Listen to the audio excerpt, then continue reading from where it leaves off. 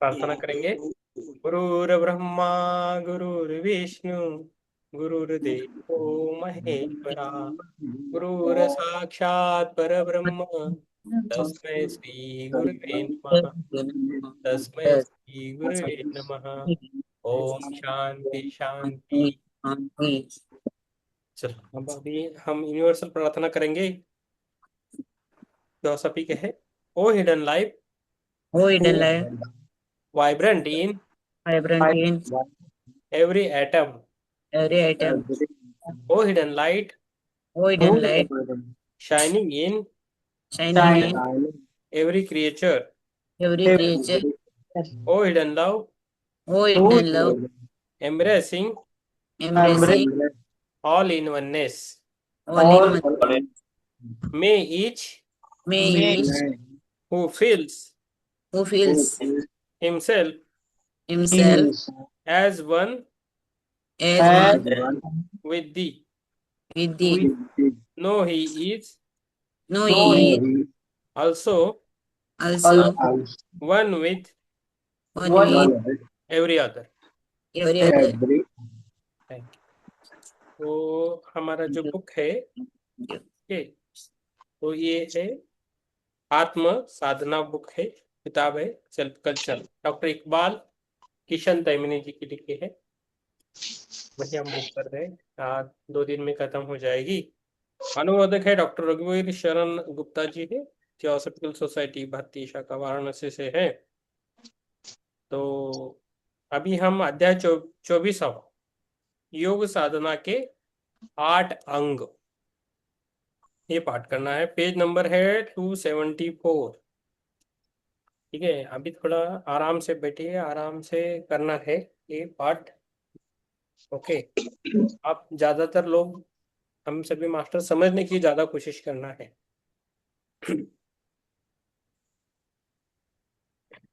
Page number 274 योग साधना के 8 अंग। पातंजलि योग सूत्र में वर्णित योग साधना को अष्टांग योग कहा गया है। इसका अर्थ है कि इसमें 8 अंग है या इसे 8 भागों में विभक्त किया गया है। भागों की संख्या और उनके स्वरूप में योग की विभिन्न पद्धतियों में भिन्नता है। योग साधना के 8 अंगों का उल्लेख द्वितीय भाग में 29वें सूत्र में इस प्रकार किया गया है। यम नियम आसन प्राणायाम प्रत्याहार धारणा ध्यान समाधियो वाष्ट अंगानी।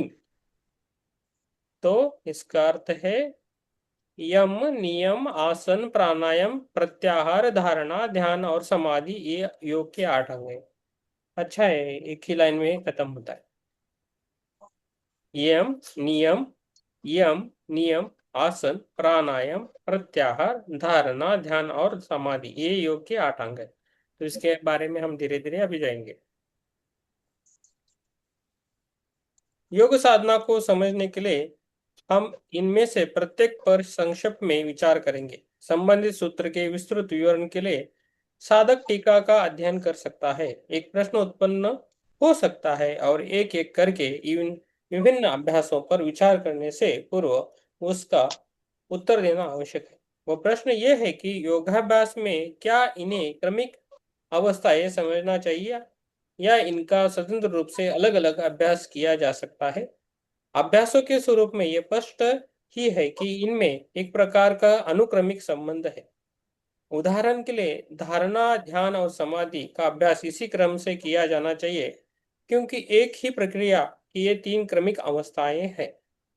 इस प्रकार यम नियम आसन प्राणायाम और प्रत्याहार का अभ्यास भी इस क्रम से करना चाहिए क्योंकि किसी भी अभ्यास की सफलता उससे पूर्व के अभ्यास में कम से कम आंशिक दक्षता प्राप्त करने पर निर्भर करती है। उदाहरण के लिए यदि किसी ने यम नियम का अभ्यास करके अपनी भावनाओं और कामनाओं पर थोड़ा नियंत्रण नहीं कर लिया है तो वो प्राणायाम का अभ्यास नहीं कर सकता। इसी प्रकार धारणा ध्यान और समाधि का अभ्यास स्थूल शरीर पर पूर्ण नियंत्रण और मन पर दबाव डालने वाली सामान्य कामनाओं से मुक्त हुए बिना किया ही नहीं जा सकता। परंतु यदि कोई उच्च योग का विधिवत अभ्यास करने का इच्छुक नहीं है तो उसके लिए किसी भी एक साधन का स्वतंत्र रूप से अभ्यास करना संभव है। यद्यपि इसमें भी उसे कठिनाई होगी, उसे शीघ्र ही अनुभव होगा कि उसे अपने अभ्यास क्षेत्रों को बढ़ाना पड़ेगा और संबंधित साधनों का भी अभ्यास करना ही होगा। फिर भी हम तो विभिन्न साधनों को उपरोक्त सूत्र में दिए गए क्रम से ही लेंगे। ठीक है, तो अभी हम देंगे पाठ जो है ये चित्रा जी को देंगे। नहीं, सॉरी सॉरी, मैं भूल गया, आपको पढ़ना है, मेरा नाम आ गया मुख से। सुप्रिया जी देंगे उनको। आई हाँ एक्चुअली, देंगे, कोई हाँ, बात। हाँ, सुप्रिया जी का नंबर था actually. Okay, yes, Chitra ji अब मेरे मुख से निकल गया, आप बोलिए। यस। मैं पढ़ूं। हाँ, आप पढ़िए, आप मेरे मुख से अपने आप निकल गया। Thank you. यस। अतः हम पहले यम और नियम से ही प्रारंभ करेंगे। ये ही योगी जीवन के आधार हैं। इनका उद्देश्य उपयुक्त चरित्र और उपयुक्त मन स्थिति का निर्माण करना है, क्योंकि गंभीरता के साथ योगाभ्यास करने के लिए ये दोनों ही परम आवश्यक हैं। कौन से? यम और नियम, ये दोनों बहुत आवश्यक हैं। यम और नियम के बीच की सीमा रेखा को अच्छी तरह निर्धारित नहीं किया जा गया है, क्योंकि दोनों का वास्तविक अभिप्राय निम्न स्वभाव को आत्मा के एक पवित्र, संतुलित, शांत और पूर्णतः नियंत्रण करने के रूप में परिवर्तित करना है। इस उद्देश्य की प्राप्ति के लिए इन दोनों अभ्यासों में विभिन्न विधियों का उपयोग किया गया है, परंतु लक्ष्य एक ही होता है, यौगिक साधना। यौगिक साधना के लिए आवश्यक नैतिक, मानसिक और आध्यात्मिक आधार तैयार करने के लिए जिन गुणों और मन स्थितियों को विकसित करना होगा, वे नियम 2 सूत्र में दी हुई हैं। प्रत्येक में 5 साधन बताए गए हैं और यम और नियम का क्षेत्र थोड़ा बहुत निर्धारित किया गया है। तो सबसे पहले है अहिंसा, सत्यास्तेय, ब्रह्मचर्य, परिग्रह, यमः। तो ये यम के अंदर आता है। एक तो अहिंसा और सत्य, सत्य बोलना है, अस्तेय, चोरी नहीं करना है, ब्रह्मचर्य और अपरिग्रह, यथा। परिग्रह संग्रह का अभाव, मतलब चीजों का संग्रह नहीं करना है। आत्म संयम के ये 5 अभ्यास यम कहलाते हैं। शौच, सतो सतो संतोष। सतोस्तपः, स्वाध्याय एव प्रतिधानानि नियम। शौच मतलब शुद्धि, शुद्धता, संतोष, तप, स्वाध्याय और ईश्वर शरणागति, नियम। ये 4-5 चीजें आती हैं इसके अंदर। यम और नियम में बताए साधनों का विस्तृत विवरण साधक योग सूत्र की टीका में देख सकता है। यहाँ तो इनके संबंध में कुछ सामान्य बातों पर ही विचार किया जाएगा। यद्यपि ये साधन हमारे स्वभाव के विभिन्न पक्षों को प्रभावित करते हैं और विभिन्न गुणों और प्रवृत्तियों को विकसित करते हैं, तथापि यह नहीं भूल जाना चाहिए कि मानव जीवन को विभिन्न भागों में विभाजित नहीं किया जा सकता। पेज 276। हमारे स्वभाव के सभी पक्ष एक दूसरे से अत्यधिक संबंधित हैं और वास्तव में उन्हें अलग अलग विकसित नहीं किया जा सकता।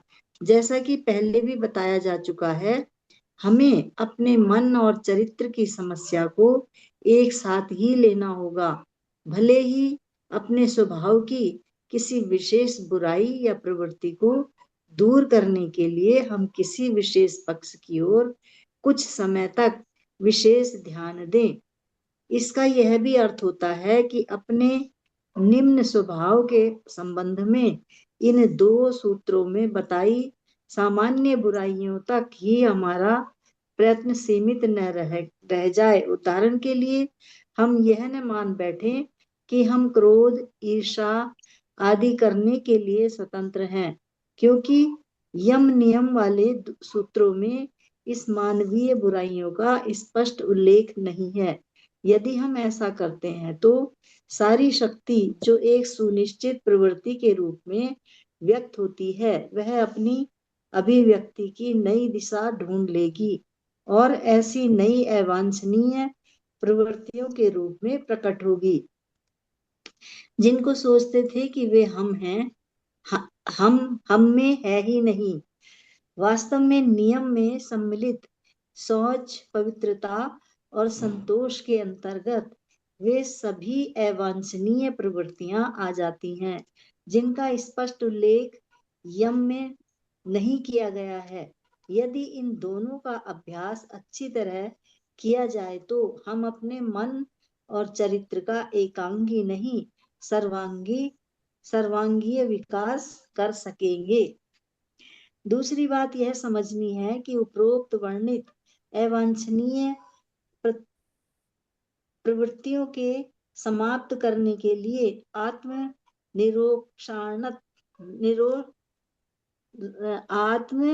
निरीक्षणात्मक जागरूकता की आवश्यकता नहीं है। ये तो निर्देश है। इसका पालन तो तर्क या अपने उद्देश्य का विश्लेषण किए बिना ही करना है।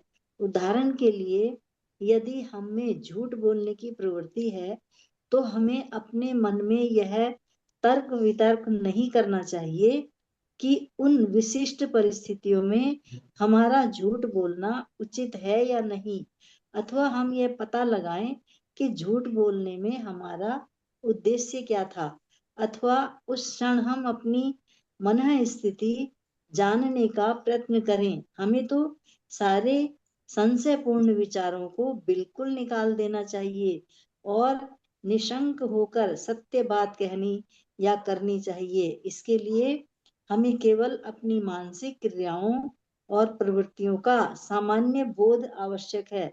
यदि हमने सही कार्य करने का दृढ़ निश्चय कर लिया है तो फिर हम बिना किसी कठिनाई के ऐसा कर सकेंगे। यही कारण है कि भाग 2 के सूत्र 31 में पातंजलि ने अपने हमारे बच निकलने की कोई संभावना ही नहीं छोड़ी है। इन व्रतों का तो हमें सभी परिस्थितियों में पालन करना चाहिए। सही कार्य का विचार करने में अथवा सही भावना की अनुभूति में किसी प्रकार के संकोच या संदेह को बाधक नहीं बनने देना चाहिए। हमारा निम्न स्वभाव अत्यंत ही चालाक है और हमसे गलत काम करने या अपने गलत तरीकों पर चलते रहने के लिए सभी प्रकार के बहाने खोज निकालेगा। गलत कार्य करने को उपयुक्त सिद्ध करने के लिए यह हमारे सामने सभी प्रकार के तर्क रखेगा। मूलतः गलत उद्देश्यों और कार्यों को छिपाने के लिए यह सत्य का लबादा ओढ़ने की चेष्टा करेगा, घृणा को प्रेम के रूप में प्रस्तुत करेगा और यदि हमें बुराई के साथ ढिलाई, तर्क या अनेक प्रकार से समझौता कर लेने की आदत है तो यह हमें अनेक प्रकार से धोखा देने का प्रयत्न करेगा। हमारी इस आंतरिक प्रक्रिया ने ही इस कल्पना को जन्म दिया है कि शैतान हर समय हमें प्रेरित करता रहता है और हमसे पाप कराता है। इसका उपाय सुनिश्चित और अत्यंत प्रभावकारी है। आप एक बार यह निश्चय कर लें कि आप सभी परिस्थितियों में सदैव सही कार्य ही करेंगे और बुराई या गलती से समझौता नहीं करेंगे तो परिणाम चाहे कुछ भी हो, फिर कुछ समय तक आप अपने निश्चय पर अडिग बने रहें। जब आप देखेंगे कि कितनी शीघ्रता से गलत काम करने की प्रवृत्ति अपने जीवन में रहेगी ही नहीं और सही कार्य करना सरलतम और अत्यधिक स्वाभाविक हो जाएगा। हमारे मन में शंका, दुविधा और तर्कशीलता सही कार्य करने में बाधक ही नहीं बनती, बल्कि वह आंतरिक संघर्ष भी उत्पन्न करती है। इससे उन लोगों का जीवन अस्त व्यस्त हो जाता है। जो समय समय पर बुराई से समझौता कर लेते हैं, बाह्य जगत तक में आपको एक बहुत ही सामान्य मनोवैज्ञानिक बात देखने को मिलती है। जो लोग बुराई से समझौता कर लेते हैं, उन्हें और लोग अनेक प्रकार से गलत कार्य करने के लिए प्रलोभन देते हैं, परंतु जो इस प्रकार का समझौता नहीं करते, उनसे कुछ नहीं कही जाता। जिस भ्रष्ट व्यक्ति को रिश्वत लेने की आदत होती है, उसे सदैव ऐसे लोग मिल ही जाएंगे जो थोड़े से धन के लिए उसे सब प्रकार के काम करने के लिए प्रेरित करेंगे, परंतु वास्तव में ईमानदार और सत्यनिष्ठ व्यक्ति को कोई भी परेशान नहीं करेगा। एक अंतर्निहित नैतिक नियम है जो सर्वत्र जीवन को नियंत्रित कर रहा है। व्यक्तियों की बाह्य परिस्थितियां अधिकांशतः उनके मन की आंतरिक परिस्थितियों और प्रवृत्तियों को ही प्रतिबिंबित करती हैं। Very nice, very nice, very good. बहुत अच्छा लिखा। यस, पढ़िए। पढ़ूं? हाँ, पढ़िए पढ़िए। सहज भाव से और बिना दुविधा के सही कार्य करने का एक सबसे बड़ा लाभ यह होता है कि हमारी बुरी प्रवृत्तियों के सूक्ष्म पक्ष भी हमारे ध्यान में आने लगते हैं। इसका कारण यह है कि मन और भावनाओं के धीरे धीरे पवित्र होने से बुद्धि का प्रकाश अधिक आसानी से मन में आने लगता है और अधिक स्पष्टता और विवेक के साथ चीजों को देखने में वही हमारी मदद करता है। अतः अपने सच्चे स्वरूप और मन स्थिति का सही बोध हमें अधिक सरलता और प्रभावशाली ढंग से होने लगता है। इससे अपनी बुरी प्रवृत्तियों के जिन सूक्ष्म स्वरूपों को हम पहले जान तक नहीं पाते थे, उन्हें समाप्त करने में हमें सहायता मिलती है। यम के अंतर्गत बताए 5 गुणों को सामान्य तौर पर देखने से ऐसा लगेगा कि वे नैतिक आचार के बहुत उच्च नियम नहीं है। निश्चित ही चोरी करना और झूठ न बोलना नैतिकता के बहुत उच्च स्तर के संकेत नहीं है, परंतु पतंजलि ने सोच विचार कर ही बुरी प्रवृत्तियों के निष्कृष्टतम स्वरूप दिए हैं, जिनसे प्रत्येक व्यक्ति उन्हें देख सके और यदि वह वास्तव में उत्सुक है तो उन्हें दूर करने का प्रयत्न कर सके। उन प्रवृत्तियों के निकृष्ट स्वरूपों को समाप्त करने पर ही हमें उनके सूक्ष्म स्वरूपों का भान हो सकेगा, जिन्हें फिर बाद में समाप्त किया जा सकता है। इसके अतिरिक्त और कोई मार्ग है ही नहीं। इन गुणों को उनकी उच्चतम अवस्था तक विकसित करके उनके सूक्ष्म स्वरूपों तक को समाप्त कर देता है। यह बात आगे दिए इस 10 सूत्रों में स्पष्ट हो जाती है। उन सूत्रों में बताया गया है कि इन 10 गुणों को पूर्णतया तक विकसित करने के क्या परिणाम होते हैं।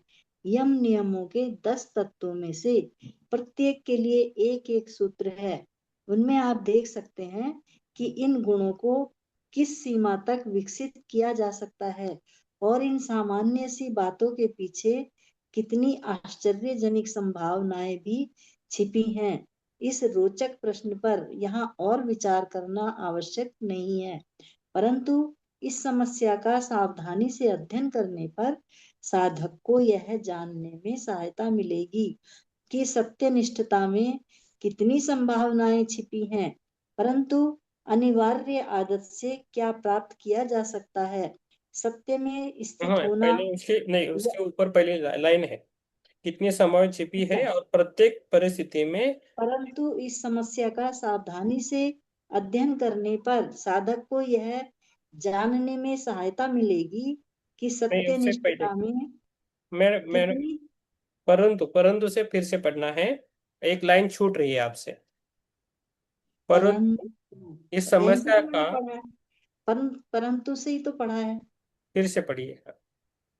अच्छा, और ऊपर से पढ़ती हूँ। हम्म एक एक सूत्र है सिर्फ। उसमें आप देख सकते हैं कि इन गुणों को किस सीमा तक विकसित किया जा सकता है और इन सामान्य सी बातों के पीछे कितनी आश्चर्यजनक संभावनाएं भी छिपी हैं। इस रोचक प्रश्न पर यहाँ और विचार करना आवश्यक नहीं है, परंतु इस समस्या का सावधानी से अध्ययन करने पर साधक को यह जानने में सहायता मिलेगी कि सत्यनिष्ठता में कितनी कितनी संभावनाएं छिपी हैं और प्रत्येक परिस्थिति में किसी भी मूल्य पर सही काम करने की सहज परंतु अनिवार्य आदत से क्या प्राप्त किया जा सकता है। सत्य में स्थित होना या धर्मनिष्ठ होना एक महान उपलब्धि है। यह योगी जीवन के लिए आवश्यक ही नहीं है, बल्कि बहुत अंशों में उसका एक अंग है और उसके कारण उच्च योग का अभ्यास अत्यंत ही सरल और निरापद हो जाता है। भाग 2 के 28वें सूत्र में जिस आध्यात्मिक प्रकाश का संकेत है वह सत्यनिष्ठ होने से ही प्राप्त होता है। इस सूत्र में उसे ज्ञान दीप्ति कहा जाता है। यह नियम से संबंधित और भी सूत्र हैं, परंतु उन पर यहाँ विचार करना आवश्यक नहीं है। फिर भी एक सूत्र अत्यंत ही व्यवहारिक महत्व का है, अतः आगे बढ़ने से पूर्व उस पर विचार किया जा सकता है। यह दूसरे भाग का 33वां सूत्र है। वितर्क वितर्क बाधने प्रतिपक्ष भावनम। जब वितर्क उपर्युक्त विचार बाधा पहुंचाए यम नियम के पालन करने में, तब उसके प्रतिपक्षी विचार का बार बार चिंतन करना उपाय है। हो गया आपका, आप किया। Thank you. आपको टाइम मिला तो फिर से thank you. 1 2 3। Thank you. Yes, thank you ma'am. अभी पढ़ेंगी, यस अभी पढ़ेंगे। राम प्रसाद जी, आप पढ़ना है क्या? पढ़िए आप। हाँ, सुप्रिया जी आपको थोड़ी देर में देते हैं। ओके, थोड़ा थोड़ा उनका खत्म करते हैं।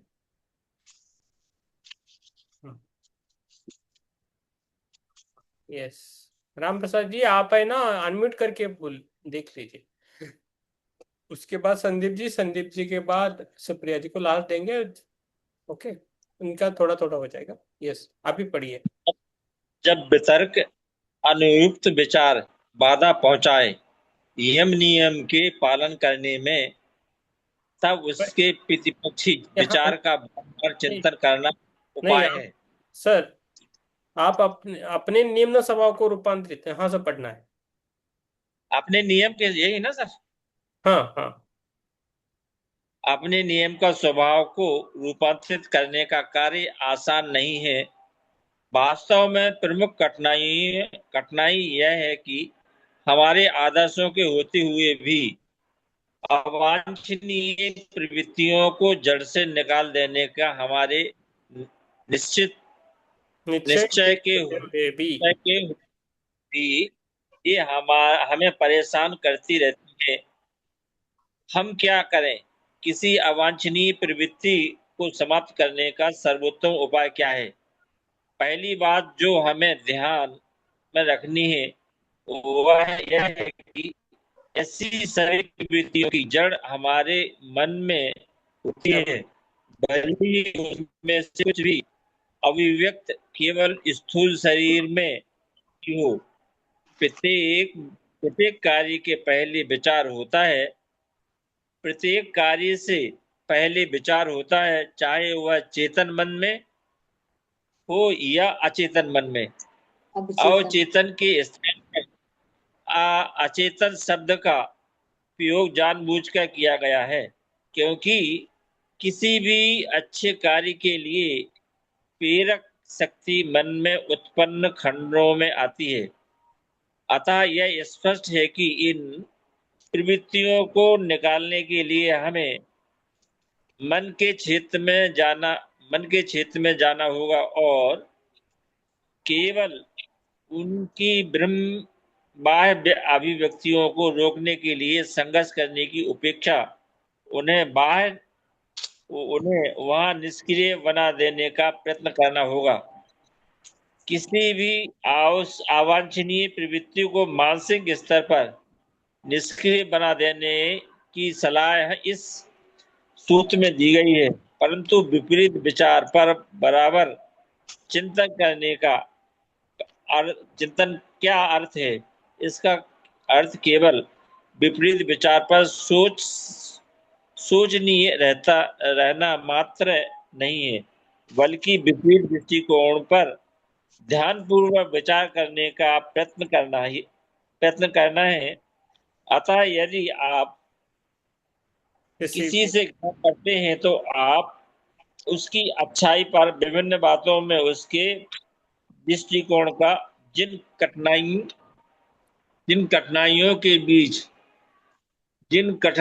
के बीच यह कार्य कर रहा है, पृष्ठ क्रमांक 280, उसका विचार करने का प्रयत्न कीजिए। अथवा यदि उसकी किसी भोग शक्ति में लिप्त हो जाने को प्रवृत्ति है, तो आप यह सोचिए कि बाद में कष्ट के रूप में आपको कितना मूल्य चुकाना होगा। इस प्रकार करना किसी विचार को यंत्रवत दोहराना मात्र नहीं है, बल्कि यह हमारी आत्मों पर प्रवृत्तियों की सच्चाई और बुद्धिमत्ता पूर्ण विश्लेषण है। यह कार्य उस समय नहीं करना है जबकि वह प्रवृत्ति व्यक्त होने को हो।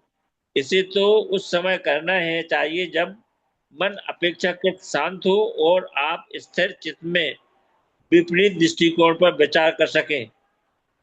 अभिव्यक्ति के समय तो एकमात्र प्रभावी और उचित तरीका, जैसा कि बताया जा चुका है, बिना सोचे उसकी अभिव्यक्ति को रोक देना है, क्योंकि यही करना उचित है और अपने यही कार्य करने का निश्चय भी किया है।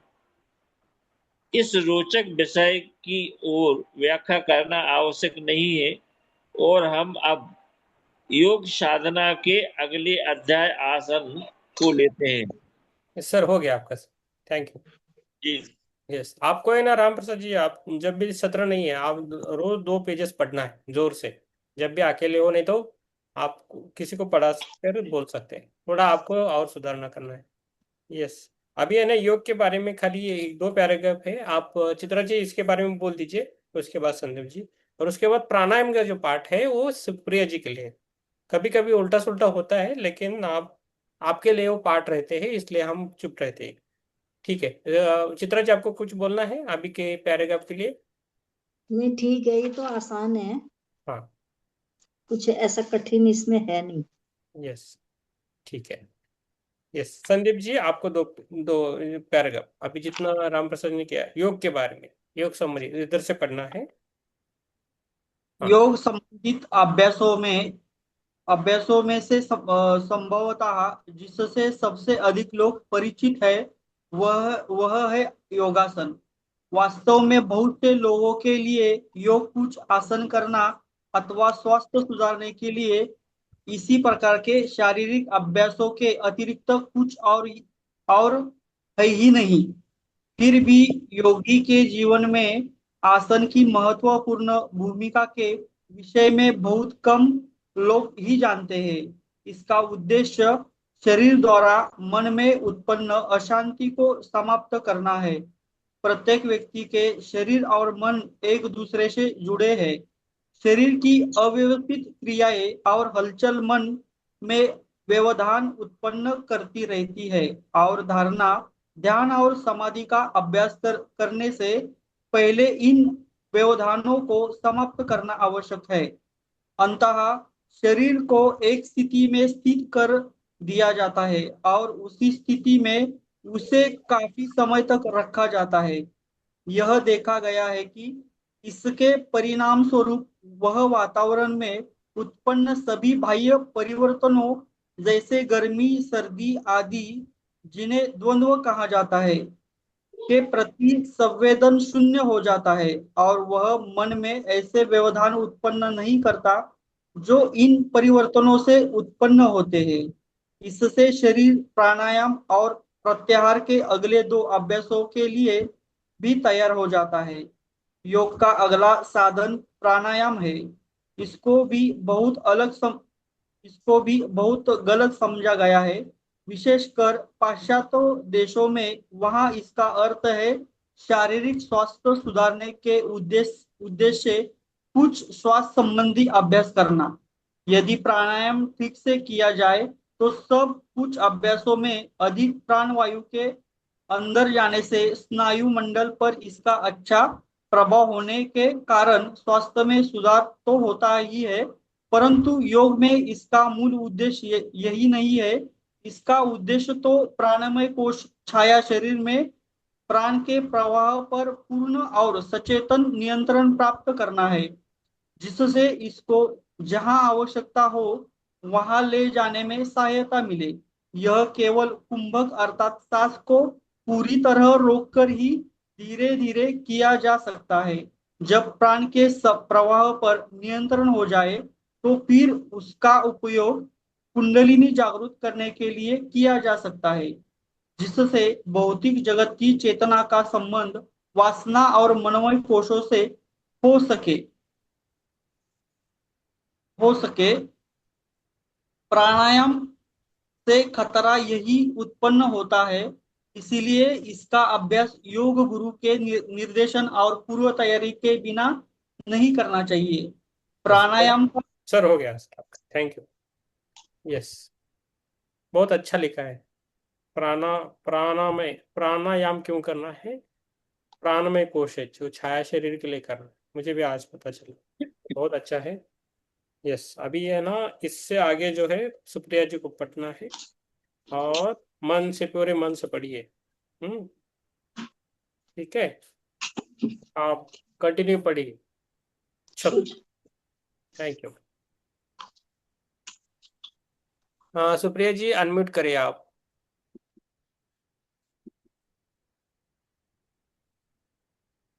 यस, आराम से।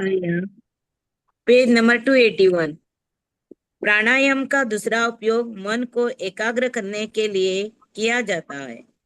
प्राय लोगों को यह बात नहीं मालूम कि किसी कोश और उस कोश के माध्यम से कार्य करने वाले मन को जोड़ने वाली कड़ी प्राण ही है। प्राण के द्वारा ही मन की कोश में कार्य करता है और कोश मन को प्रभावित कर सकता है। इसीलिए यदि हम प्राण पर नियंत्रण कर ले तो किसी भी कोश द्वारा मन में उत्पन्न कर सभी प्रकार के विक्षोभों या व्यवधानों को समाप्त कर सकते हैं। अतएव यह स्पष्ट हो गया होगा कि अवचेतन मन में छिपी वासनाओं और सभी प्रकार की प्रवृत्तियों से ही मन के विशेष उत्पन्न नहीं होते। प्राणमय कोश में मन के विक्षेप उत्पन्न नहीं होते। मन पर फिर से अतएव यह स्पष्ट हो गया होगा कि अवचेतन मन में छिपी वासनाओं और सभी प्रकार की प्रवृत्तियों से ही मन के विक्षेप उत्पन्न नहीं होते। प्राणमय कोश में प्राण का अव्यवस्थित संचार भी ऐसे विक्षेपों का कारण होता है। पहले प्रकार के विक्षेप यम नियम से तथा दूसरे प्रकार के विक्षेप प्राणायाम से दूर किए जाते हैं। साधक अब यह अच्छी तरह समझ सकता है कि दैनिक ध्यान के समय मन को एकाग्र करने के प्रयत्नों में प्राय सफलता क्यों नहीं मिलती। योग शास्त्र इस समस्या का वैज्ञानिक ढंग से निराकरण करता है और धारणा, ध्यान और समाधि का अभ्यास प्रारंभ करने से पूर्व विक्षेप के इन सब कारणों को दूर करने को कहता है। मानसिक कार्यों के लिए जो सामान्य एकाग्रता पर्याप्त होती है वह योगाभ्यास के लिए पर्याप्त नहीं हो सकती। एकाग्रता की तीव्रता को धीरे धीरे तब तक बढ़ाना आवश्यक है जब तक कि वह ध्यान की अगली अवस्था तक न पहुंच जाए। Page number 282। और समाधि की अंतिम अवस्था में उसकी परिसमाप्ति न हो जाए। यह कार्य सफलता पूर्वक करने के लिए मन में उत्पन्न होने वाले विक्षेपों को छोड़कर पहले अन्य सभी विक्षेपों को विधिवत समाप्त करना होगा। अब हम योगाभ्यास के 5वें अंग प्रत्याहार पर विचार करेंगे। इसका उल्लेख दूसरे भाग के 54वें सूत्र में किया गया है। स विषयास संप्रयोगे चित्त स्वरूपानुकार इवेन्द्रियाण प्रत्याहार। अपने विषयों से संबंध रहित होने पर इंद्रियों का चित्त के स्वरूप में तदाकार हो जाना ही प्रत्याहार है। सामान्यतः प्रत्याहार का अर्थ ठीक से समझ नहीं आता, इसके सभी प्रकार के अर्थ लगा लिए जाते हैं। प्रत्याहार का सही महत्व तभी समझ में आ सकता है जब हम इसे एक अभ्यास के रूप में समझे, जिसका उद्देश्य पांचों इंद्रियों के माध्यम से मन के बाह्य जगत से होने वाले समस्त संबंधों को पूर्णतया समाप्त कर दिया जाए। हम सब जानते हैं कि हमें अपनी ज्ञानेंद्रियों द्वारा बाह्य जगत का ज्ञान किस प्रकार होता है। विभिन्न प्रकार के कंपन या कण इंद्रियों के संपर्क में आते हैं, उनमें कुछ प्रतिक्रिया उत्पन्न होती है, फिर ये स्नायुओं द्वारा मस्तिष्क के कुछ केंद्रों में पहुंचते हैं। वहां एक रहस्यपूर्ण प्रक्रिया द्वारा स्नायुओं से प्राप्त संवेदनों में परिवर्तित हो जाते हैं। विज्ञान इसके परे नहीं जा सका है, परंतु गुह अनुसंधानों के अनुसार प्राण और प्राणायाम कोश तथा वासना कोश के कुछ केंद्र भी इस प्रकार में कार्य करते हैं। यहाँ इस प्रश्न के विस्तार में जाना आवश्यक नहीं है। हमें तो केवल यह समझ लेना है कि मस्तिष्क और सूक्ष्म कोशों के कुछ केंद्रों का मन से संपर्क होने के कारण ही मन में इंद्रिय संपर्क जन्य स्वरूप बनते हैं।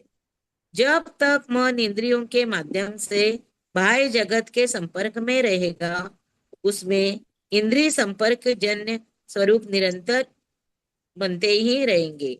यह सच है कि इंद्रियों के संपर्क में आने वाले सभी कंपनों की ओर मन ध्यान नहीं देता।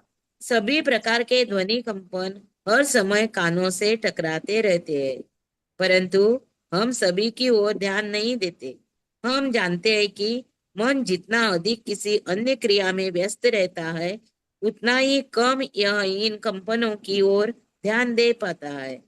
यद्यपि ये कंपन बराबर कानों से टकराते रहते हैं, परंतु किसी अन्य विषय वस्तु में मन के एकाग्र हो जाने से बाह्य जगत से संपर्क टूट जाना आंशिक और अनैच्छिक होता है। Page number 283। किसी भी और के इंद्रियजन्य संपर्क से मन में कभी भी विक्षेप हो सकता है। प्रत्याहार का उद्देश्य मन का बाह्य जगत से संपर्क पूर्णता और स्वेच्छा से काट देना है, ताकि जब कभी भी योगी अपने मन के अंतरतम में प्रवेश करके किसी विषय वस्तु या समस्या पर एकाग्रता से ध्यान केंद्रित करना चाहे, तो वह इंद्रियों के द्वार बंद करके बाह्य जगत से अपना संपर्क स्वेच्छा से काट दे। फिर यह संभावना नहीं रहती कि ज्ञानेंद्रियों की क्रियाओं से मन के किसी भी प्रकार का विक्षेप या व्यवधान उत्पन्न हो सके। वह फिर मन में उस समस्या पर अपना ध्यान केंद्रित कर सकता है। ज्ञानेंद्रियां तो रहती है, परंतु उनमें कार्य करने वाली बोध शक्ति मन के अंदर सिमट जाती है। हमें यह स्मरण रखना चाहिए कि इंद्रियों की बोध शक्तियां मन के ही अंग है। ऐसे अंग जिनके माध्यम से मन बाह्य जगत में से अपने विकास के लिए इंद्रिय जन्य सामग्री एकत्रित करता है, उसने धीरे धीरे और परिश्रम के साथ अपने इस कार्य के लिए ज्ञानेंद्रियों का यंत्र के रूप में निर्मित और विकसित किया है। ज्ञानेंद्रियों के माध्यम से उत्पन्न किसी भी विक्षेप के बिना मन जब कभी भी ध्यान, धारणा और समाधि में प्रवृत्त होना चाहता है, तो प्रत्याहार के द्वारा वह इंद्रियों की बोध शक्ति अपने अंदर खींच लेता है। जहां तक प्रत्याहार की कार्यविधि का संबंध है, यह मन की एकाग्रता की मात्रा पर अंशतः निर्भर करती है। यदि मन काफी एकाग्र है तो बाह्य जगत से संपर्क स्वतः ही कट जाता है। परंतु योग की उच्च अवस्थाओं में जहां काफी लंबे समय तक अत्यधिक एकाग्रता की आवश्यकता होती है, तो प्राण के माध्यम से ज्ञानेंद्रियों के कार्य करने का लाभ लिया जाता है। अतः प्राण प्रवाह पर नियंत्रण करके ज्ञानेंद्रियों के कार्य को रोक देना उसी प्रकार संभव हो जाता है, जैसे विद्युत प्रवाह पर नियंत्रण द्वारा रेडियो या टीवी को चाहे जब बंद किया जा सकता है। यही कारण है कि प्रत्याहार से पहले प्राणायाम के अभ्यास द्वारा प्राणामय कोश में प्राणी के प्रवाह पर सचेतन नियंत्रण प्राप्त किया जाता है। इस रहस्यमय सूत्र का महत्व समझने के पश्चात हम अब योग साधना के अंतिम 3 अंगों को ले सकते हैं।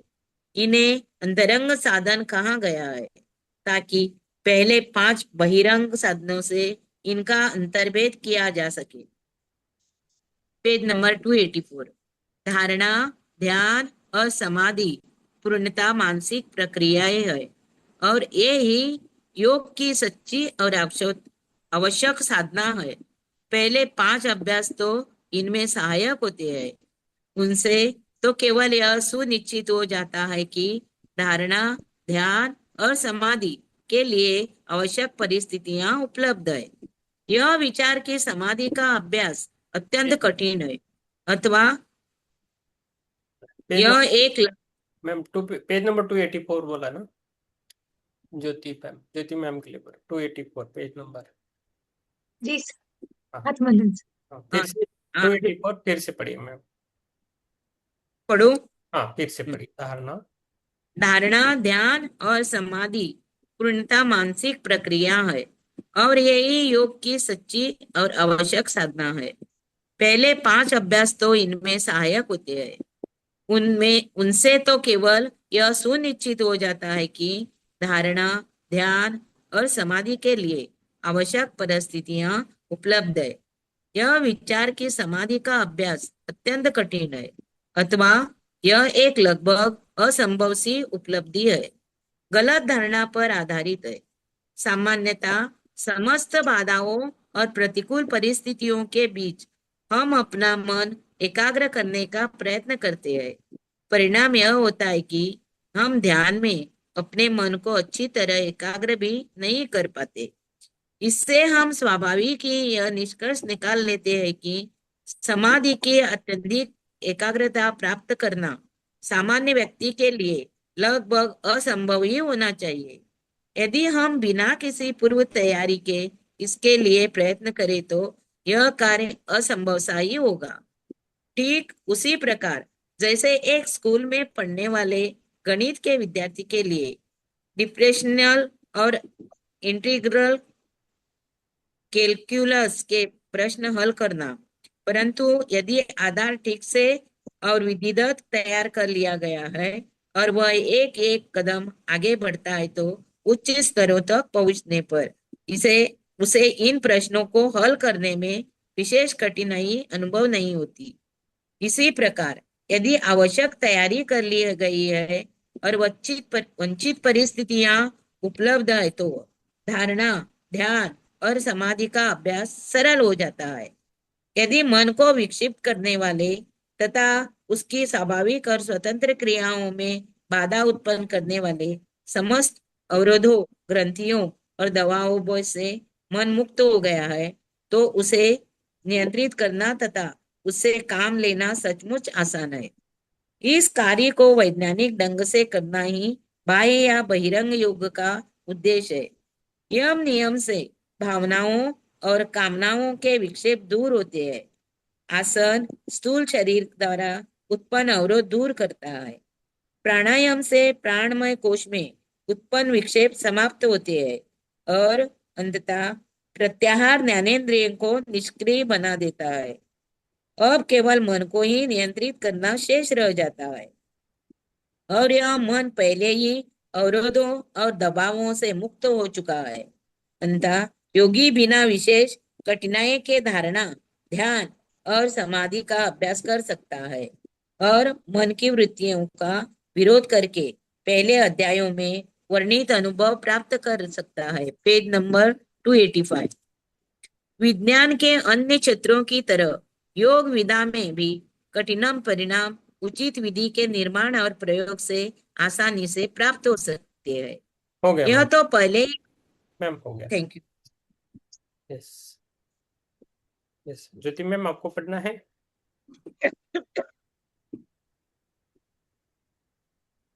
ज्योति मैम, सर जी सर यस, दादा है।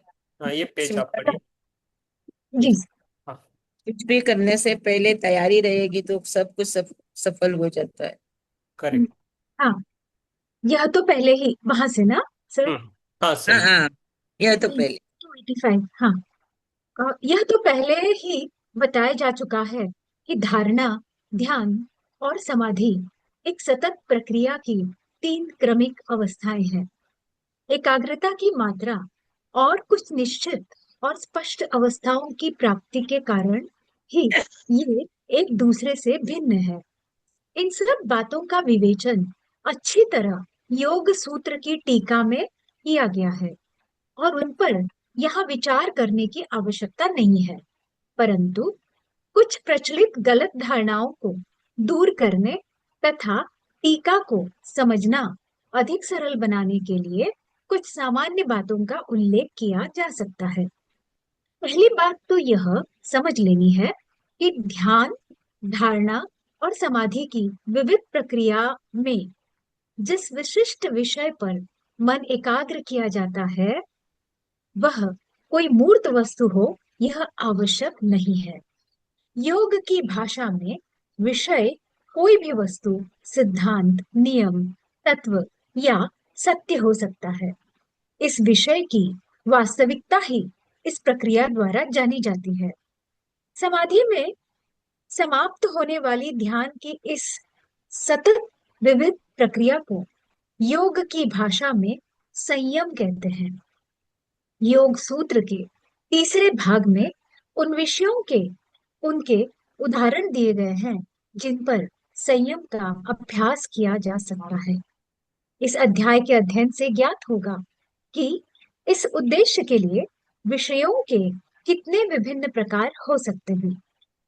सफल संयम का परिणाम होता है उस परम सत्य का ज्ञान जिसको जानने की चेष्टा की जाती है, क्योंकि सच्चे ज्ञान के प्रत्येक अंश के साथ एक संबंधित शक्ति संबद्ध होती है। इसलिए किसी विषय पर संयम से उस ज्ञान से संबंधित कुछ विशिष्ट शक्ति का विकास हो जाता है। इन्हीं शक्तियों को योग की भाषा में सिद्धियां कहते हैं। इन्हें हम कभी-कभी मानसिक शक्तियां कहते हैं, परंतु समाधि द्वारा विकसित असामान्य दृष्टि आदि जैसी निम्न शक्तियों को ही मानसिक शक्तियां कहा जाता है। उच्च योग की क्रियाओं द्वारा विकसित उच्च शक्तियां जो वास्तव में आध्यात्मिक होती हैं और इनमें तथा जिन्हें हम मानसिक शक्तियां कहते हैं उनमें बहुत बड़ा अंतर होता है। कुछ निम्न प्रकार की मानसिक शक्तियां तो अन्य विधियों से भी विकसित की जा सकती हैं, जैसे कुछ जड़ी बूटियों या मंत्रों आदि के उपयोग से, जैसा कि चौथे भाग के सूत्र 1 में संकेत किया गया है 286। उन्हें प्राप्त करने के लिए समाधि का अभ्यास आवश्यक नहीं है, परंतु योग की समस्त उच्च शक्तियां केवल समाधि के द्वारा ही विकसित हो सकती हैं और जीवात्मा के विकास और चेतना की उच्च अवस्थाओं की प्राप्ति का परिणाम होती हैं। वे सदैव शक वे सदैव व्यक्ति के नियंत्रण और अधिकार में रहती हैं, क्योंकि उसने अपने आध्यात्मिक स्वरूप के विकास के द्वारा उन्हें प्राप्त किया है। पढ़िए यह आश पढ़िए पढ़िए पढ़िए मैम। जी जी यह आश्चर्य की बात नहीं है यह आश्चर्य की बात नहीं है कि इन विशिष्ट सिद्धियों के अनेक प्रकार होते हैं।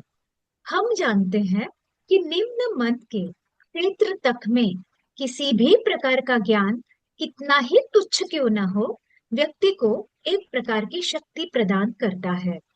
किसी व्यापार या व्यवसाय से संबंधित ज्ञान से व्यक्ति धन कमाने की तथा अपने लिए सभी प्रकार के सुख वैभव प्राप्त करने की शक्ति प्राप्त करता है।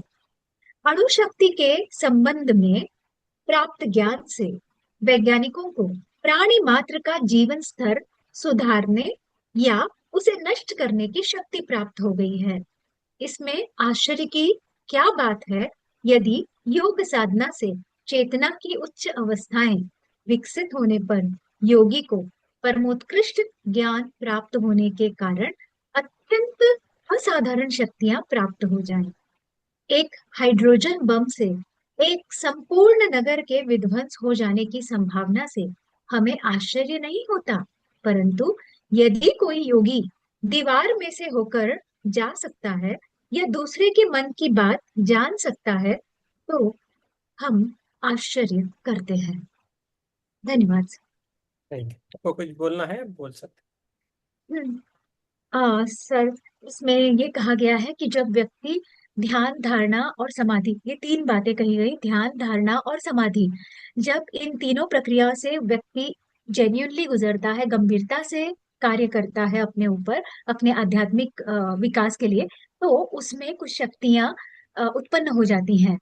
फिर उन्होंने कहा ये शक्तियां जरूरी नहीं कि अच्छे विचार हो और फिर अच्छी शक्ति विकसित हो। शक्ति हर चीज से विकसित होती है। आप अपने स्वार्थ के बारे में सोच रहे हैं, वो अगर मूल भावना आपके उसके मन में है, साधक के मन में, तो वो विकसित हो जाएगी। तो जो के भीतर भावना है वो विकसित उस समय हो जाएगी।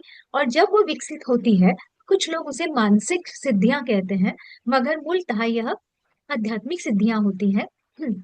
और ये कैसे प्राप्त होती है? मुख्य यहाँ पर है संयम।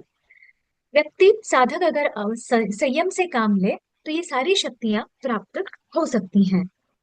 और फिर वो कहते हैं अंत में कि शक्तियां प्राप्त होने के बाद दो विकल्प हमारे सामने होते हैं, या तो उसका सकारात्मक उपयोग करें या तो नकारात्मक उपयोग करें। जैसे कोई बम बनता है तो उससे रक्षा भी होती है, और हमारी विध्वंस। जिस व्यक्ति की रक्षा हो रही है उसकी रक्षा के लिए किसी को फिर आपको खत्म भी करना पड़ता है, तो विध्वंस भी होता है, दोनों चीजें होती हैं।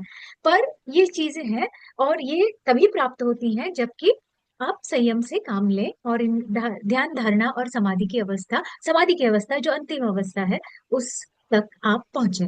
तो बहुत इंपॉर्टेंट है, जिम्मेदारी की बात कही गई है। मुझे लगता है कि सिद्धियां प्राप्त करना बहुत मुश्किल है, मगर जब प्राप्त करते हैं तो ये संयम होना चाहिए कि मैं उसका गलत इस्तेमाल ना करूं। न करे। करेक्ट। नहीं होता जब तक आप वो उसके लिए नहीं होते, वो सिद्धियां नहीं आती। जी। और जब आती है तो वो आप वो कर भी नहीं पाते गलत इस्तेमाल। हम्म, आप जब वो सही होते तभी वो आती है आपके साथ। गलत जी। वालों के पास सिद्धियां आती ही नहीं। जी। ऐसा बोला है, पहले भी बोला है। Yes, hmm, you, very good. Yes, आज माइंडफुलनेस और 8 अष्टांगों का करेंगे ध्यान। आराम से बैठे। मेरे में भी बहुत चेंजेस आ रहे हैं और आप सभी में भी आ रहे हैं, हम देख रहे हैं। अपना कैमरा ऑन रखें। जिसको पानी पीना है वो पी सकते हैं। गुलाबराव जी मस्त आहे. तुमच्या पाठीमागे चित्र खूप छान आहे, चांगलं आहे. Yes, thank you. नमस्ते सर। नमस्ते. नमस्ते सभी को, नमस्ते। वो चित्र है गुरुकुल का। गुरु, okay, very nice. Thank you sir. Yes, thank you, thank you. तो हम ध्यान करेंगे. ध्यान से आपको ऊर्जा भी मिलेगी और ज्ञान भी मिलेगा, और हमारी जो अगली वाली जो सीढ़ियां हैं वो भी हम पार करेंगे. आराम से बैठिए. जहां भी बैठ सकते हो बैठिए, आराम से बैठिए और शीतलता से बैठिए। मन में कुछ काम को मत रखिए।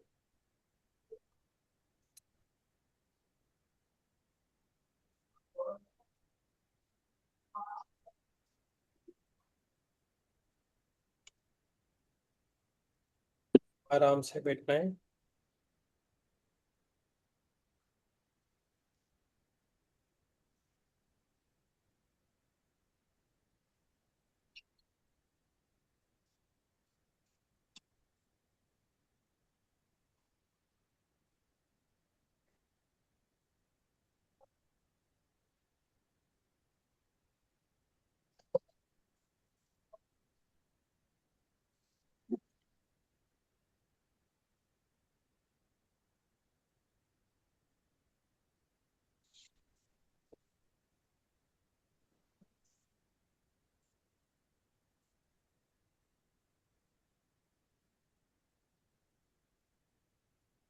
वो बंद करके बैठिए, आराम से बैठिए, जो होता है उसे होने दीजिए।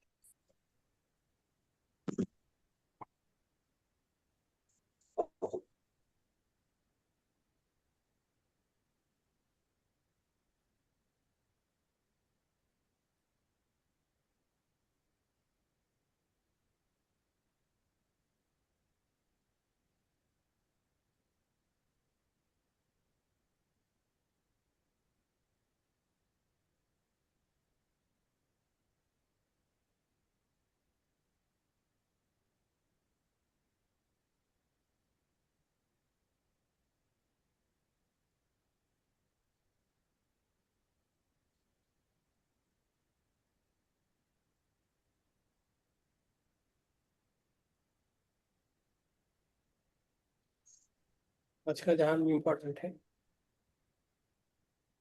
अपनी सांसों पे, और मैं जब बोलता हूँ उस पर आपको ध्यान देना चाहिए। बस बाकी सब कुछ छोड़ देना है, खुद को भी छोड़ देना है। खुद को भूल जाना है कि मेरा नाम क्या है, आपका नाम क्या है वो भी भूल जाना है।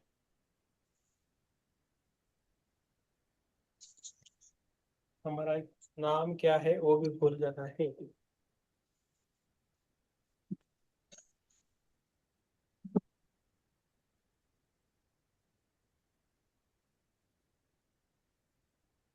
आराम से बैठना है एकदम।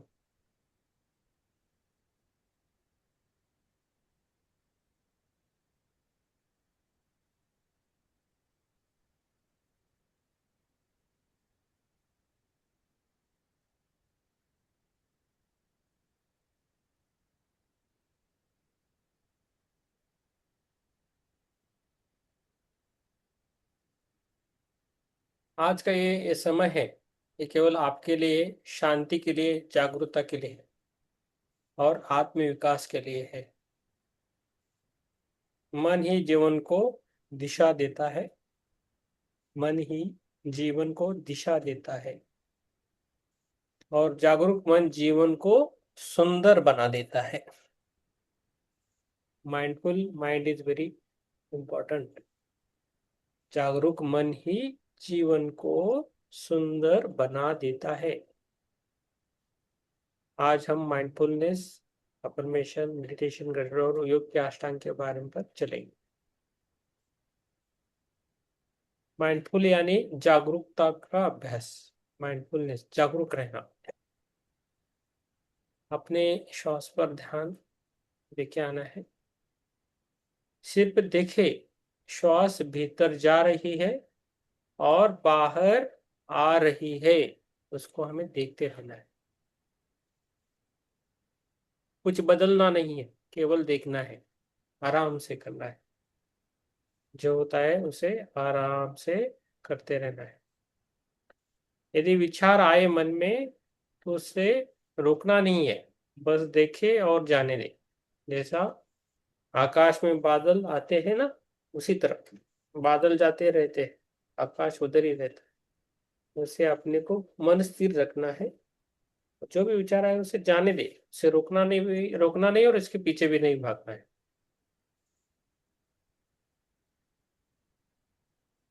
हम विचार नहीं है, हम विचार नहीं है।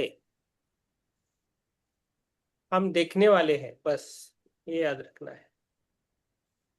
अपने शरीर को महसूस करना है अभी धीरे धीरे, और उसको हमें धीरे धीरे धीरे धीरे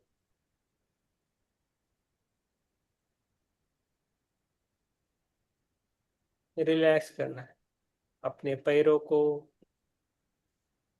घुटने को, जांघे को, पेट को, छाती को, कंधे को, हाथ को, गर्दन को और चेहरे को, सबको हमें रिलैक्स करना है।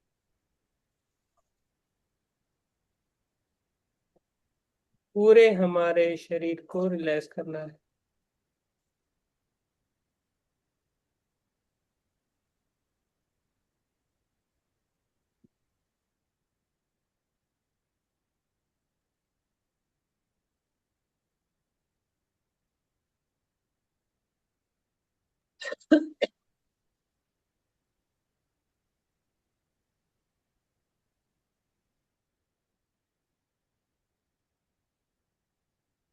अपने खुद को शांत बिठाना है, आराम से बैठ। अपने पैर, घुटने, जांघें, पेट, छाती, कंधे, हाथ, गर्दन और चेहरा, सबको हमें रिलैक्स करना है, आराम से करना है। जहां भी तनाव है वो उधर हमारे श्वास को भेजना है। जहां भी हमारा तनाव है, स्ट्रेस महसूस कर रहे हो, जहां भी तनाव को महसूस कर रहे हो, वहां अपना श्वास भेजना है। श्वास उधर लेके जाना है, श्वास को लेना है और छोड़ देना है। जब भी आप आसपास की ध्वनियां सुने, जब भी आप आसपास की ध्वनियां सुने, बिना अच्छा बुरा कहे केवल सुने, तो उसके बारे में कुछ बोलना नहीं है। ये वर्तमान क्षेत्र ही जीवन है। हमारा जो वर्तमान क्षण है, यही हमारा जीवन है। न कल है, न कल है, न पास्ट है, न फ्यूचर है। खाली हमारा वर्तमान क्षण हमारा रहता है। इस क्षण में हमेशा हमें उपस्थित रहना है। अभी जो क्षण चल रहा है, इस क्षण में हमेशा हमें उपस्थित रहना है।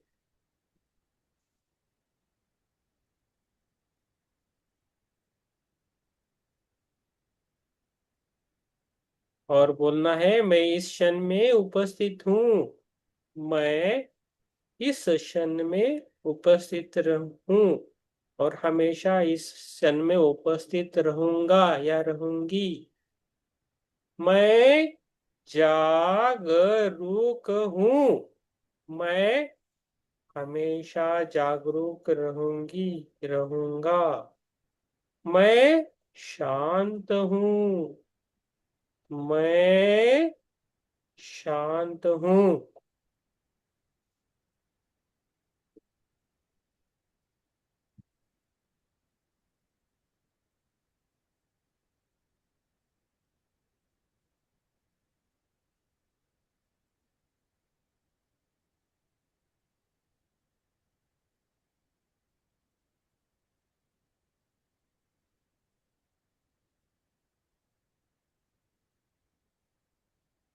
हाँ, सांस को लेना है और छोड़ देना है। अभी योग के अष्टांग का ध्यान करना है। योग जो अभी आज जो हमने पढ़ा है या सुना है, उस अष्टांग योग का हमें ध्यान करना है। पहला आता है यम। श्वास को लेना है और छोड़ देना है, आराम से करना है, आराम से बैठना है। आपको मन में पानी पीने की इच्छा है तो पानी भी पी सकते हो। आपको बैठने के लिए नहीं होता है तो आप सो भी सकते हो, सो के भी ध्यान कर सकते हैं। आराम से करें, बस करना। अभी यम का है भाग दो नियम। यम यानी अहिंसा, यम यानी सत्य, यम यानी अस्तेय, यम यानी ब्रह्मचर्य, यम यानी अपरिग्रह। हमें मन में दोहराना है, मैं किसी के लिए बुरा नहीं सोचता, मैं किसी के लिए भी बुरा नहीं सोचता, मैं किसी के लिए भी बुरा नहीं सोचती, मैं किसी के लिए भी बुरा नहीं सोचती। मैं सत्य का मार्ग चुनता हूँ, मैं हमेशा सत्य का मार्ग चुनती हूँ। मैं ईमानदार हूँ, मैं ईमानदार हूँ। मैं संयमित हूँ, मैं हमेशा संयम हूँ, मैं संयमित हूँ।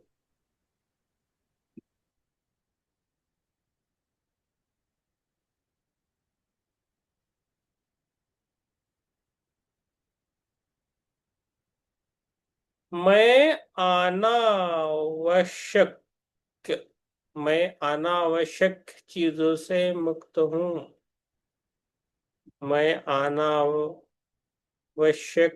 चीजों से मुक्त हूँ। श्वास को लेना है और छोड़ देना है, श्वास को लेना है और छोड़ देना है, श्वास को लेना है और छोड़ देना है। अभी दूसरा आता है नियम।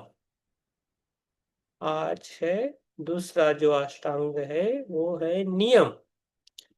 नियम यानी शौच, पवित्रता। नियम यानी शौच यानी पवित्रता। नियम यानी संतोष, हैप्पीनेस। नियम यानी तप, नियम यानी स्वाध्याय।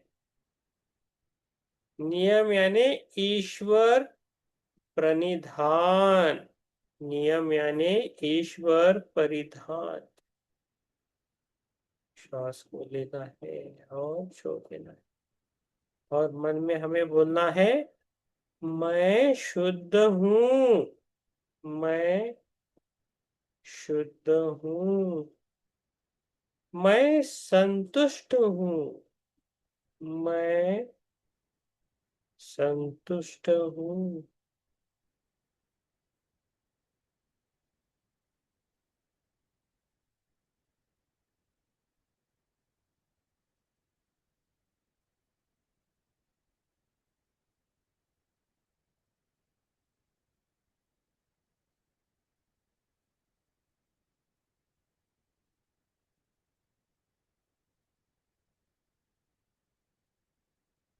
मैं शुद्ध हूँ, मैं शुद्ध हूँ, मैं संतुष्ट हूँ, मैं संतुष्ट हूँ, मैं अनुशासित हूँ, मैं अनुशासित हूँ, मैं स्वयं को जान रही हूँ, मैं स्वयं को जान रहा हूँ, मैं स्वयं को जान रही हूँ, मैं जीवन पर विश्वास रखता हूँ, मैं जीवन पर विश्वास रखती हूँ, मैं जीवन पर विश्वास रखता हूँ, मैं जीवन पर विश्वास रखती हूँ।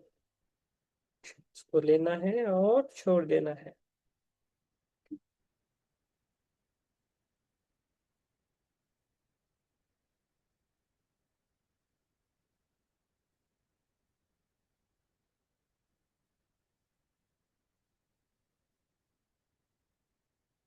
मैं स्वयं को जान रही हूँ, मैं जीवन पर विश्वास रखती हूँ।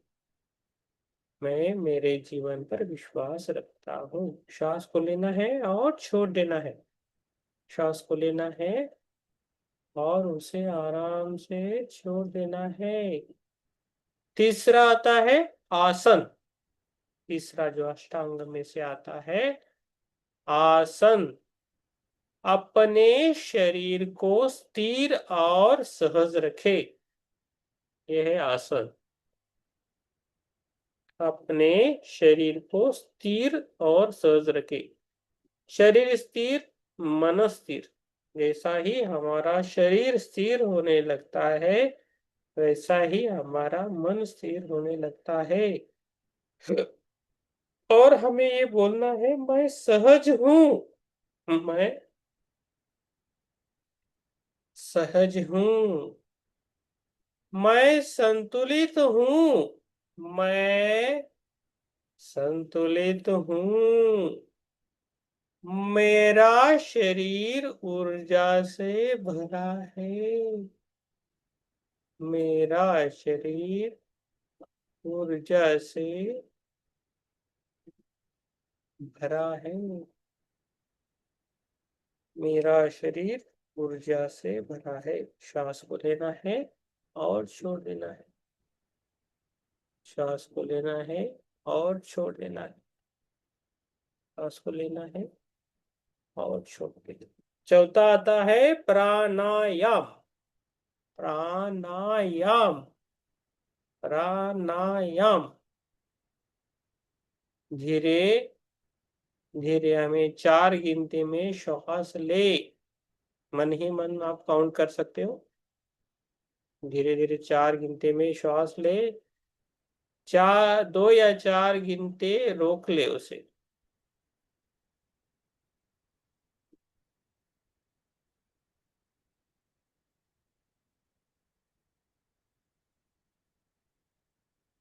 और 6 गिनती में छोड़े। 4 गिनती में श्वास को लेना है, ये 2 या 4 गिनती में रोक सके तो रोकना है और 6 गिनती में उसे छोड़ देना है। 1 2 3 4, होल्ड, 5 6, रिलीज, होल्ड, अभी होल्ड नहीं, छोड़ना है। 6 कुछ चक्र दोहराए तो उसको हम 1 2 बार कर सकते हैं मन में। श्वास को लेना है,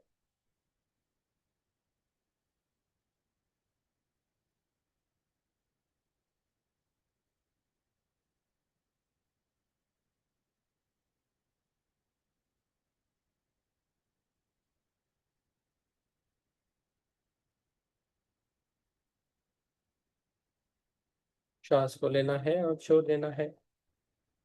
हर श्वास के साथ हमारे अंदर शांति आ रही है। हर श्वास के साथ शांति भीतर आ रही है। हर विश्वास के साथ, हर एक निश्वास के साथ तनाव बाहर जा रहा है। हर एक विश्वास निश्वास के साथ हमारा तनाव बाहर जा रहा है। श्वास को लेना है और छोड़ देना है।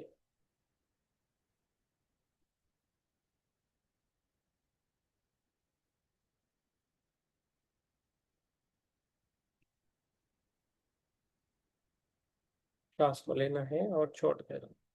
5वां आता है प्रत्याहार। प्रत्याहार।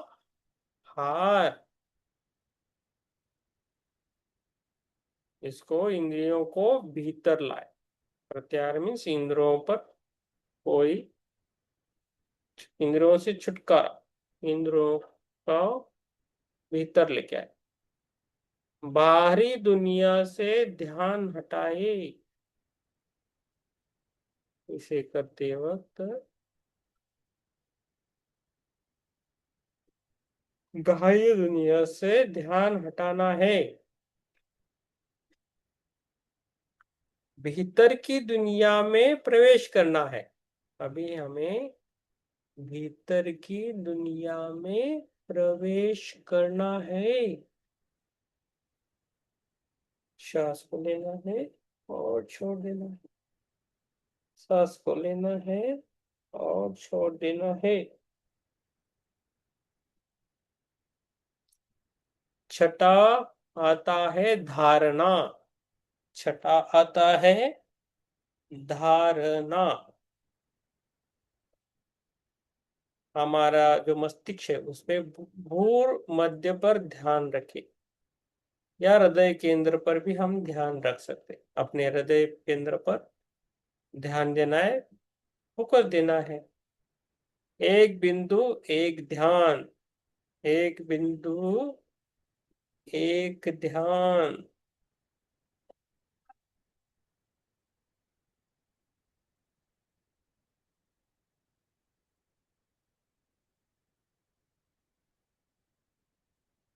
धारणा में भूमध्य पर ध्यान रखेगा या हृदय केंद्र पर ध्यान देना, एक बिंदु एक ध्यान, इसे पकड़ना है। मन भटके तो प्रेम से वापस लेके आए। जब भी हमारा मन भटके तो उसे प्रेम से हमें वापस लेके आना है। और बोलना है मन में, मैं केंद्रित हूं, मैं केंद्रित हूं।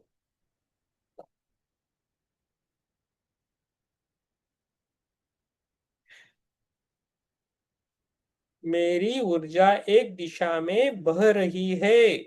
मेरी ऊर्जा एक दिशा में बह रही है। श्वास को लेना है और छोड़ देना है।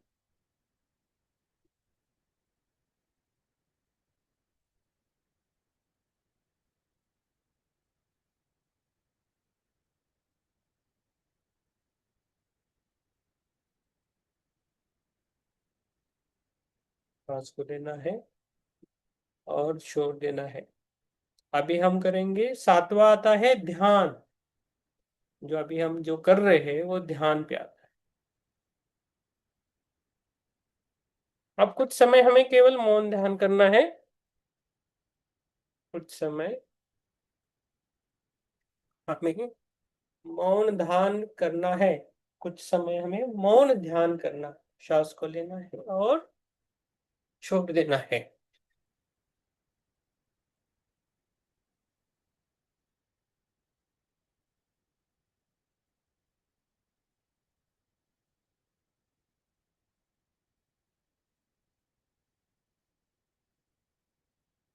श्वास, शांति, मौन।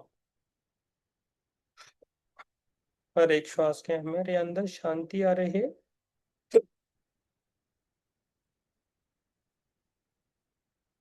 और मौन रहा है। लंबा विराम लेना है और बोलना है, मैं चेतना हूं, मैं एक चेतना हूं, मैं चेतना हूं, मैं शांति हूं, मैं चेतना हूं, मैं शांति हूं।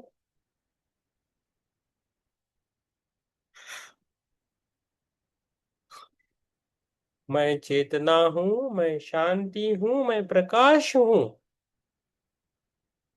मैं चेतना हूं, मैं शांति हूं, मैं प्रकाश हूं।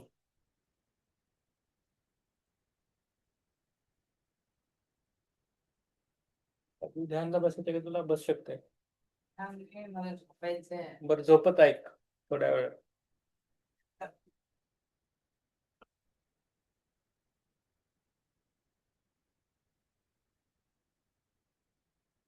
दार बंद कर काय.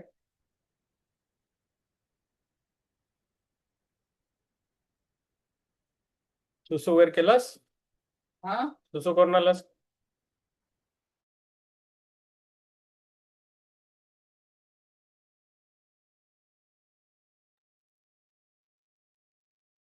ध्यान. मैं चेतना हूं, मैं शांति हूं, मैं प्रकाश हूं.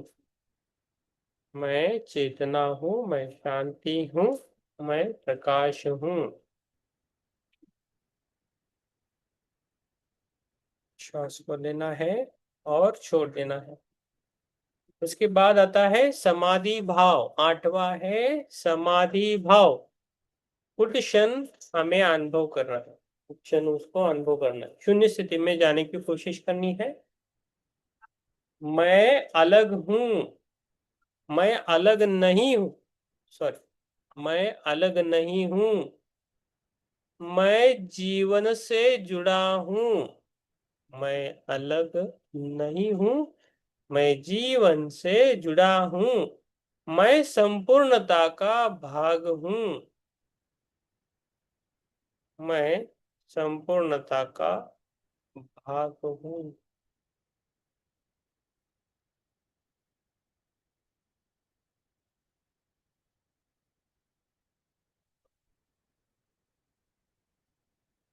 गहरा मौन पर रखना है। मैं अलग नहीं हूं, मैं जीवन से जुड़ा हूं, मैं संपूर्णता का भाग हूं, उसे याद रखना।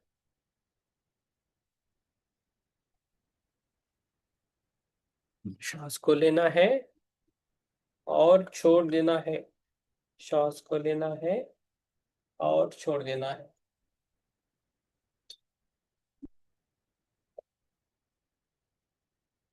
धीरे धीरे में मन में ही दोहराना है। मैं शांत और स्थिर हूं, मैं शांत और स्थिर हूं, मैं वर्तमान में जीता हूं, मैं वर्तमान में जीती हूं, मैं योग्य हूं, मैं योग्य हूं, मैं सक्षम हूं, मैं सक्षम हूं, मैं प्रेम के योग्य हूं, मैं प्रेम के योग्य हूं, मैं आत्मविश्वासी हूं, मैं आत्मविश्वासी हूं, मैं आत्मविश्वासी हूं, मैं अनुशासित हूं, मैं अनुशासित हूं, मैं हर दिन बेहतर बन रहा हूं, मैं हर दिन बेहतर बन रही हूं, मैं हर दिन बेहतर बन रहा हूं, मैं हर दिन बेहतर बन रहा हूं, मेरा मन स्पष्ट है, मेरा मन स्पष्ट है, मेरा शरीर स्वस्थ है, मेरा शरीर स्वस्थ है, मेरी ऊर्जा ऊंची है, मेरी ऊर्जा ऊंची है, मैं सही निर्णय लेता हूं, मैं सही निर्णय लेता हूं, मैं सही निर्णय लेती हूं, मैं अपने लक्ष्य के करीब जा रही हूं, मैं अपने लक्ष्य के करीब जा रहा हूं, मैं अपने लक्ष्य के करीब जा रही हूं, मैं अबंडेंस को स्वीकार करती हूं, मैं अबंडेंस को स्वीकार करती हूं,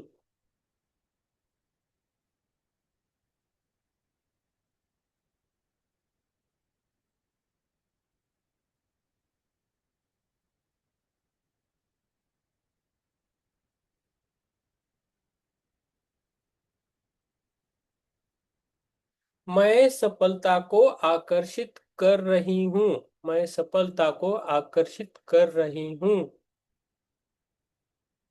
मैं सफलता को आकर्षित कर रही हूं,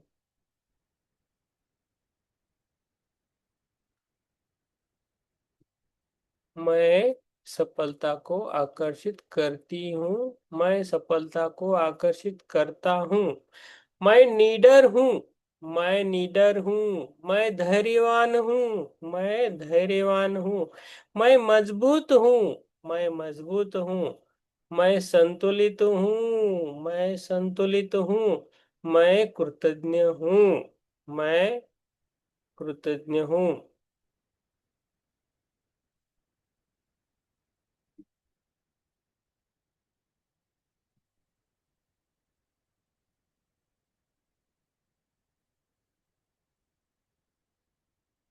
हमें अभी कृतज्ञता व्यक्त करनी है, ग्रेटिट्यूड देना है। अब अपने हृदय पर ध्यान लेके आना है, हमारा जो हृदय है उस पर हम ध्यान लेके आना है और महसूस करें कि आपके हृदय में आभार भर रहा है, आभार भर रहा है। धन्यवाद मेरे शरीर को जो हर दिन मेरा साथ देता है। धन्यवाद मेरे शरीर को जो हर दिन मुझे साथ देता है। धन्यवाद मेरे श्वास को, धन्यवाद मेरे श्वास को।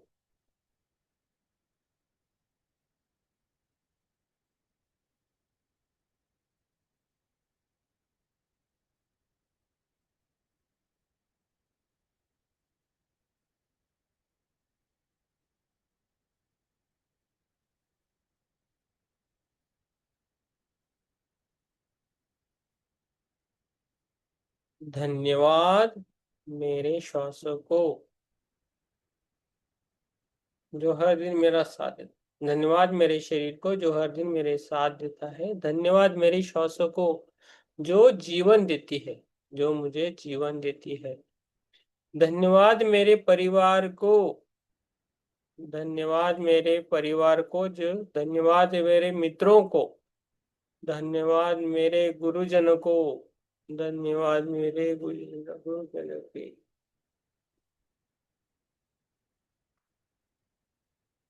धन्यवाद मेरे गुरुजन को, धन्यवाद मेरे अनुभवों को, धन्यवाद मेरे गुरुजनों को, धन्यवाद मेरे अनुभवों को।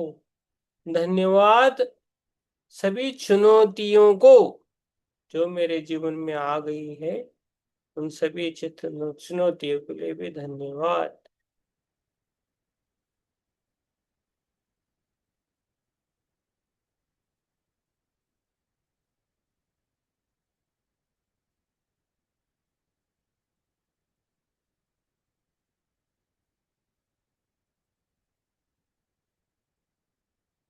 धन्यवाद मेरे प्रकृति को, धन्यवाद मेरे प्रकृति को, धन्यवाद इस सूर्य को, धन्यवाद इन जल को, धन्यवाद पृथ्वी को, पंच महाभूतों को भी धन्यवाद। धन्यवाद इस जीवन के लिए। मैं जितना आभारी होता हूँ उतनी कृपा बढ़ती है। मैं जितना आभारी होती हूँ उतनी कृपा मेरे पर बढ़ती है। श्वास को लेना है और छोड़ देना है।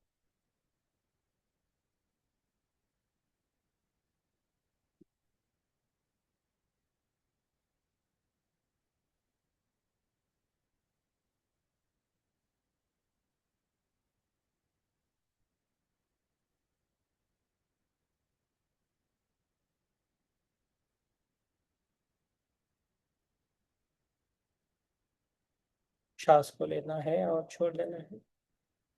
श्वास को सहज बनाए। मन शांत हो गया है, हृदय भर रहा है। अभी भी जो मुझे अनुभव मिला है उससे भीतर बसने दे।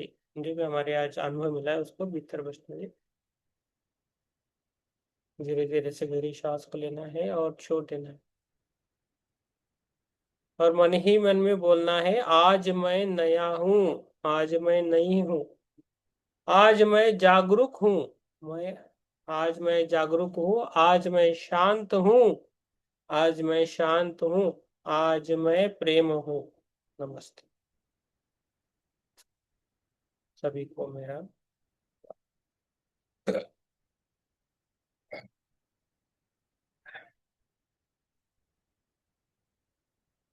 धीरे धीरे हमें बाहर आना है। अब धीरे धीरे बाहर आना है। अपनी श्वासों को फिर से धन्यवाद देना है। अपने शरीर को धन्यवाद देना है। इस क्षण को भी धन्यवाद। पंच महाभूतों को भी धन्यवाद। पृथ्वी, अग्नि, जल, वायु, प्रकाश और आकाश सभी को हमारा धन्यवाद देना है। सभी गुरुजनों को धन्यवाद। अपने माता पिता को भी धन्यवाद। सभी को हमारा धन्यवाद। सभी परिवार को धन्यवाद। धीरे धीरे बाहर आना है। अपने पैरों की उंगलियों को हल्का सा हिलाना है, हाथों की उंगलियों को हल्का सा हिलाना है, और दोनों हाथ खोल के अपनी आंखों पे रखना है आराम से।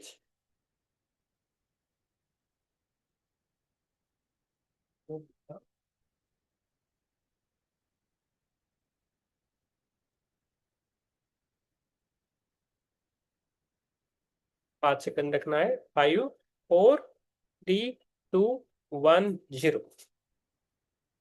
आप सभी को मेरा धन्यवाद। आपने मुझे का ध्यान देने का एक मौका दिया। Thank you so much. आप सभी को मेरा थैंक यू। वृषाली मॅमची आठवण येते, वृषाली मॅम आल्या आज. Yes, thank you. आत्मवंदन सर. आत्मवंदन. आमच्याकडे छोटं बाळ झालं, मुलगी झाली. अरे वा वा. त्यामुळे मला आता सध्या थोडे दिवस 2-4 दिवस परत मध्ये मध्ये वेळ जमणार नाही. Okay okay. ठीक आहे, आता 2 दिवस. उद्या उद्या होईल पुस्तक बहुतेक. उद्या नाही तर परवा दिवशी अच्छा. होईल. उजळणीच करू. पुस्तक छान आहे, उजळणी करू. चालेल. Thank you sir. थँक्यू. येस, गुलाबराजी बोल.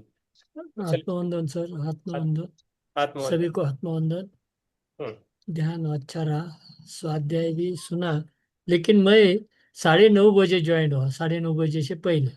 मुझे ऐसा लगा कि 9:30 क्लास शुरू होता है, नहीं, 9 लेकिन बजे. आज 9 आज देखा कि ऐसा क्यों हो रहा है कि यार पहले से ही शुरू हो जाता है। तो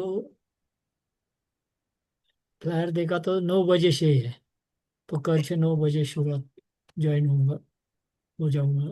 धन्यवाद सर, बहुत ऊर्जाई थी, लेकिन कल जैसे ही मुझे मेरी गर्दन बहुत हिल रही थी।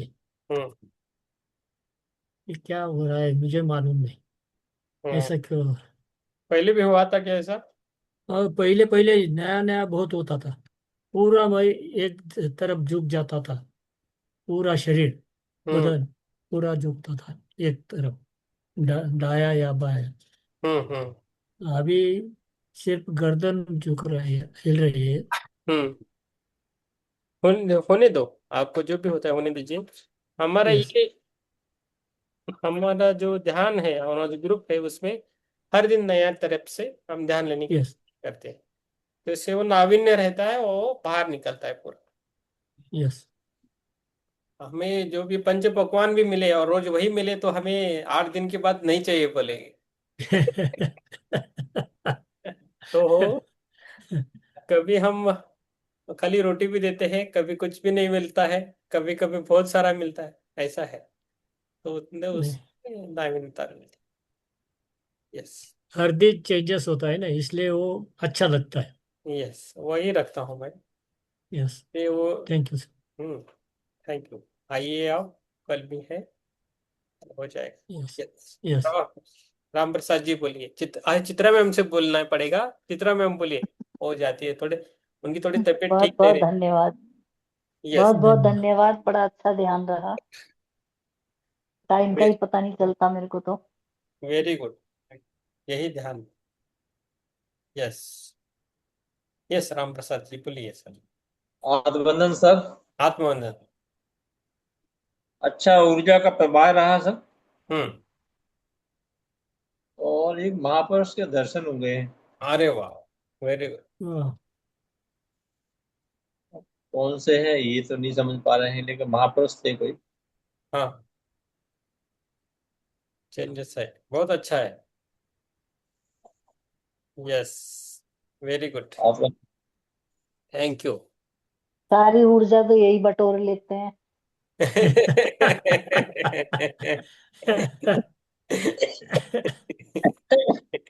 वो आपके तरफ से मेरे आपका थोड़ा दूर पड़ जाता है ना। वो इसलिए वो मध्य प्रदेश में रहते हैं।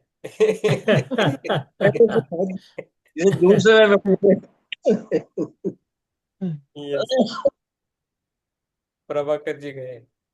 यस, अपने इसमें प्रभाकर जी का आता जाता रहे, आज पता नहीं नेटवर्क का कुछ इश्यू है। प्रभाकर जी बोलिए।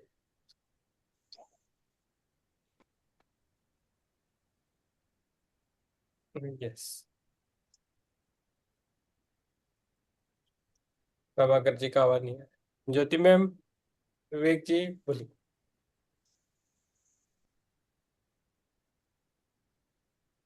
अरे अनम्यूट करना है, अनम्यूट करके बोलिए, मैं तो समझ में नहीं आया। सुप्रिया जी सो गई।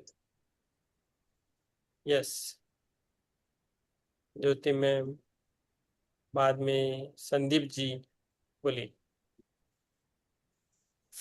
सभी ध्यान में, आप ग्रुप में डाल दीजिए तो जो भी लगता है ना। यस, सुप्रिया मैम, अनम्यूट करके बोलना है। अरे अभी अभी सो गई थी, अभी भी उठ गई, जागरूक हो ये गई। नहीं खोल रही है। बहुत ही जागरूक हो गई आज। यस, बोलिए, आंखें खुल नहीं रही, अच्छी और बात। 1 घंटा भी बैठ सकती हूँ ध्यान में। ओके, देखेंगे ना, अभी अभी मिलेंगे, देखेंगे कितना देर कौन बैठता है। हाँ, यस, ठीक है अच्छा प्रभाकर था जी। ध्यान, बहुत अच्छा था।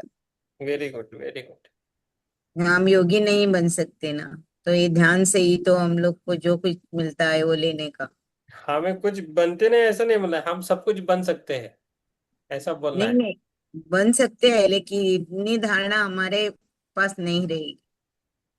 यस, जितनी होती है कितना करें, लेट के भी जो कीजिए। कुछ, हाँ, जो कुछ हमारे पास हो जाएगा वो हमने करने का, और उससे जो कुछ मिलता है वो लेने का। यस यस, वही करना। Yes, thank you. इच्छा शक्ति रहने की चाहिए यस मन में। हाँ, यस यस, सभी को thank you, Vaishali thank, madam तो को भी थैंक यू और सभी मैडम, कॉन्ग्रेचुलेशन। यस, मेरे गुरु को प्रणाम, सब मास्टर्स को धन्यवाद, जो जो ध्यान बैठे हैं ध्यान में उनको सबको धन्यवाद, सबको शुभ रात्रि। शुभ रात्रि सभी को। ग्रुप में डाले धन्यवाद। आप, धन्यवाद। यस शुभ रात्रि। यस, विवेक नहीं बोला, विवेक ठीक है। आप ग्रुप में डालिए, जिसको जो लगता है ग्रुप में डालिए, आपकी वो सेवा बने, लोगों को समझ में आए कि हमारे इसमें कुछ चल रहा। ठीक है। यस, थैंक यू यस, सभी को, सबको थैंक यू। शुभ रात्रि। यस, शुभ रात्रि। शुभ रात्रि।